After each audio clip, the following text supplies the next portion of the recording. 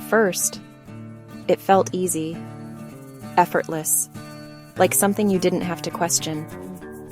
He was there, consistent, present. He texted first. He made plans. He stayed a little longer than he had to. And there was something about the way he looked at you, like he wasn't trying to impress you. He just liked being there, with you. And that's what made it different. And the more time you spent together, the more it deepened. Conversations lasted longer. Silences felt comfortable. He opened up, just enough. Not everything, but more than most. You saw parts of him that felt real, unfiltered. And that's when it started to shift. Not suddenly, not dramatically, but quietly, almost unnoticeable at first. He paused a little longer before replying. He became slightly harder to read, not distant enough to question, but just enough to feel. And something in you picked up on it, that small change, that subtle hesitation, like something inside him had taken a step back without saying it out loud. And you told yourself it was nothing, because everything else still looked the same. He still showed up, still smiled, still acted like everything was okay. But something underneath it felt different, and you couldn't explain why. So you leaned in, not because you were chasing, but because you were trying to hold on to something that felt like it was slipping. You became a little more present, a little more attentive, a little more aware. And for a moment, it brought him back. You saw it again, that version of him, the one who was all in, the one who felt easy. And just when you started to relax again, he pulled away, not aggressively, not clearly, just enough to create distance, less effort, less initiation, less of that feeling that he was moving toward you. And now, it was undeniable.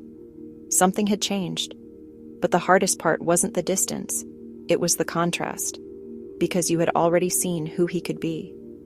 You had already felt what it was like when he was fully there. And now you were trying to understand how someone could go from that to this, without any clear reason, without any real explanation. And every time you got close to asking, you held back, because you didn't want to ruin something that still felt like it was there, even if it wasn't the same anymore.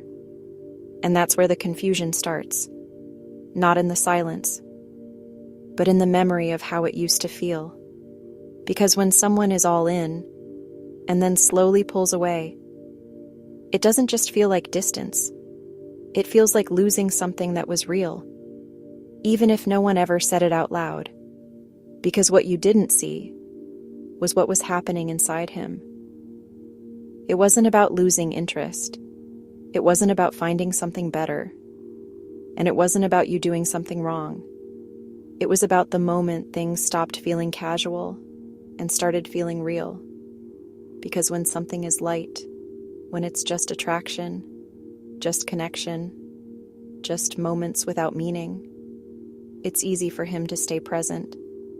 There's no pressure, no weight, no expectation. He can just be there, without thinking too far ahead, without feeling anything he has to manage. But the moment it shifts, the moment he realizes that this could actually mean something, that's when everything inside him changes. Not outwardly, not in a way he can explain, just internally. A quiet awareness that something is growing, something that could affect him, something that could matter.